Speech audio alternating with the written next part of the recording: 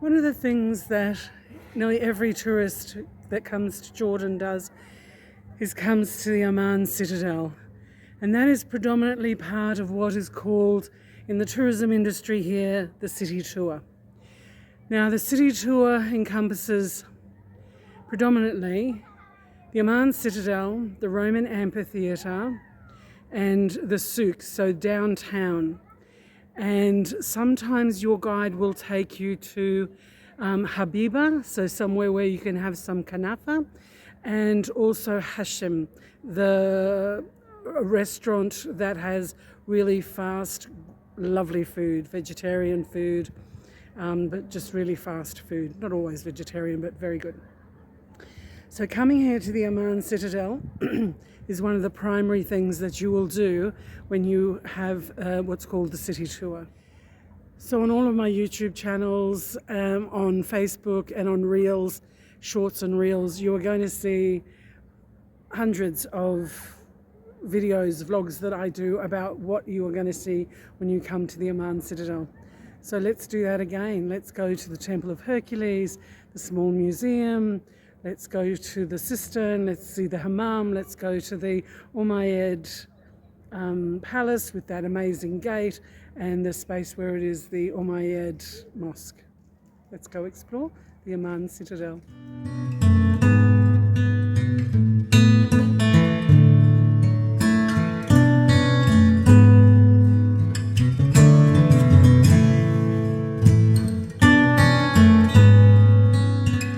Currently, the entrance to the Amman Citadel is a little further down the hill, with the new entry gate being constructed and is almost finished. Just near the new entry is a big map of the site that is going to give you an indication of what you are going to explore when you visit the Amman Citadel. There is a small café, public amenities, and a larger restaurant on the site. The central part of the Citadel site is the Temple of Hercules. It's a massive site that takes up this first part when you walk up into the Citadel area. A little further to the back there, you will see the hand of Hercules and the elbow of Hercules, and that is just before you go into the little museum there, the archaeological museum. It's only small, but you should not miss that. As you're walking around the site, it's really easy to miss some of the really interesting sites.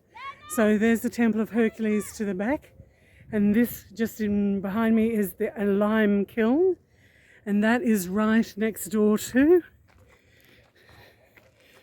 the Byzantine churches.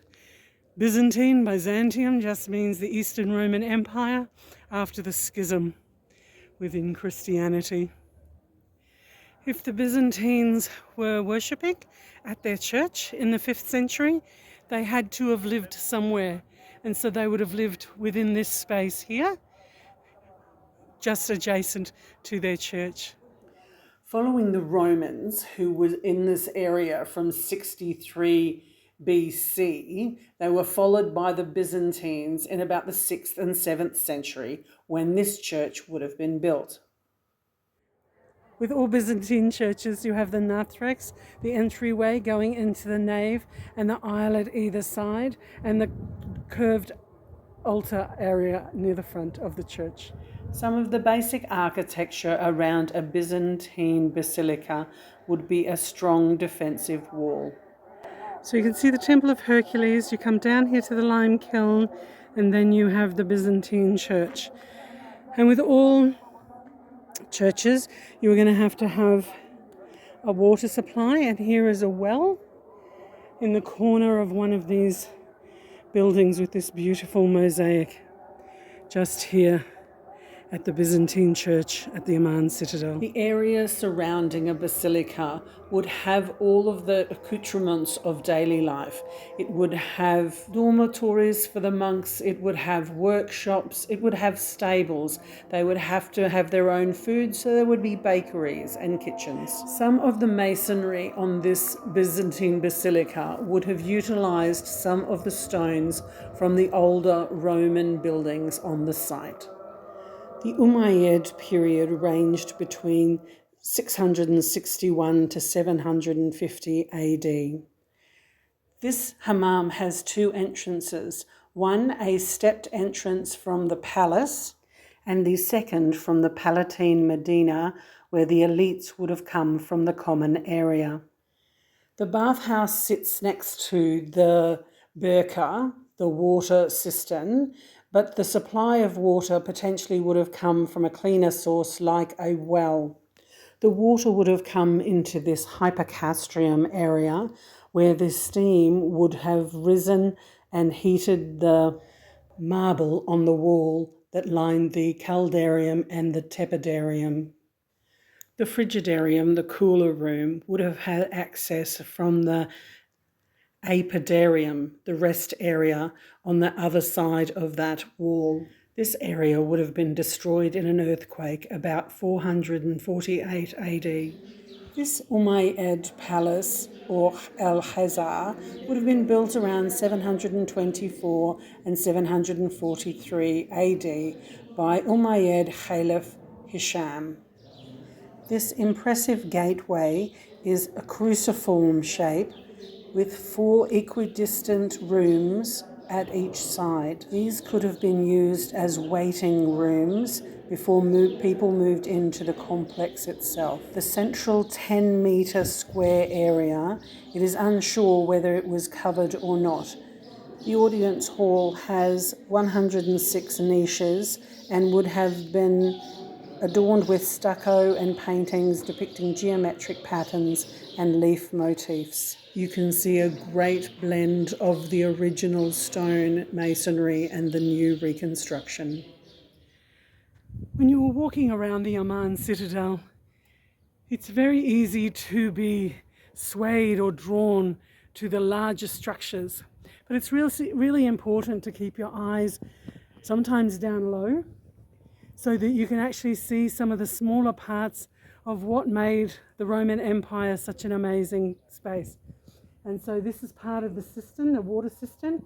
The water would be drained into underwater catchment areas.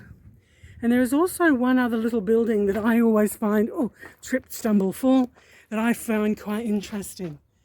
Because it looks like an oven, but then the way the wall is structured, it almost looks like it is like a shop window or something of that nature. But when you come around the other side, you can actually see where there's a structure of a flue. So that's why sometimes I think that this could have been something like a bakery or something of that nature, and then they were going to sell their wares, their products, really quite promptly to the people on the colonnaded street. Because you can see this arch formation just here and the potential that there could have been a flue. But I wonder how, if this was an oven area, how they could serve through there. So maybe this was part of a fire and the fire was, or the items were put in from the other side. One of those really interesting spaces that I don't quite know what it is, but it just looks really interesting. So after coming through the Umayyad gate and walking down the colonnaded street, you would come into the palace itself, and there is 3 main reception halls within this space, and this is where the governor would be, and you'd have to be a pretty important person to be allowed to come into this space. There are rooms off to the side and to the back, and the remaining part of the Amman Citadel is just the Umayyad palace. The remaining area of the Umayyad palace area is almost like a residential space, a labyrinth of rooms that could have been suites or living quarters. It is speculated that this larger room could have acted as a throne room for the governor. The masonry and architecture in this space alludes to high vaulted ceilings, niches, fireplaces, wells, and strong fortified walls. There are many amazing things about visiting Jordan, but one of them is that you can wander around ancient sites unimpeded. You can spend as much time or as little time as you want looking at the way that the ancients lived. As you can see, there is very little shade on the Amman Citadel, so I keep amplifying.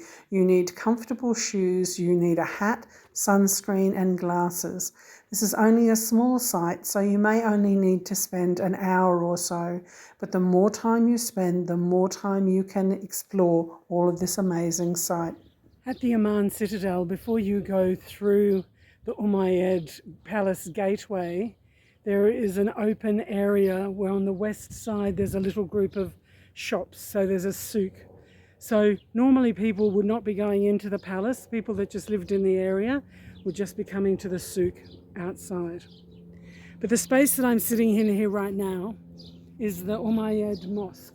So you can see by the number of columns, it would have had some aisles around it. There's a grassed area, so there would have been a sanctuary space in the middle of this mosque. And in the wall at the end there is a cutout, a niche, a mihrab, so that would be the direction pointed towards Mecca for when people came here to pray. So this is the Umayyad Mosque here at the Amman Citadel. No visit to the Amman Citadel is complete without saying hello to the Hand of Hercules. So this hand and that elbow would have been part of a 13-metre statue that would have been somewhere over there in the Temple of Hercules. So it's just out front of the Archaeological Museum. I've been in there enough times and put enough videos on that there should be, I don't need to go in there and do all that again. But if this is going to be one of the spaces that you visit, this is going to be the Hand of Hercules. After you finish going through the small museum here on the Amman Citadel, have a little bit of a wander down here to this lower platform. You pass some sarcophagi, and just at the rear to the Temple of Hercules, you can see this very large stone just here, and that is half of an olive press. Isn't it the most beautiful structure, most beautiful stone? And that's just tucked away here at the back of the Temple of Hercules. So coming to the end of my visit here to Amman Citadel, I was just talking to some wonderful ladies from the University of Zaka, the Zaka University, studying tourism, all between the ages of 19 and 21. Big shout out to them, absolutely lovely ladies.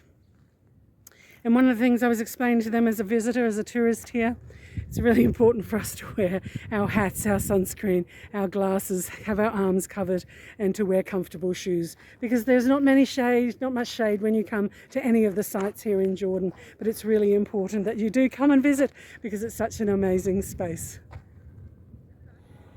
Whew, very red-faced after my hour or so's walk around the Amman Citadel. Just having a final glimpse of the Roman Amphitheater before I head back to the car. Had another conversation with the ladies from Zaka.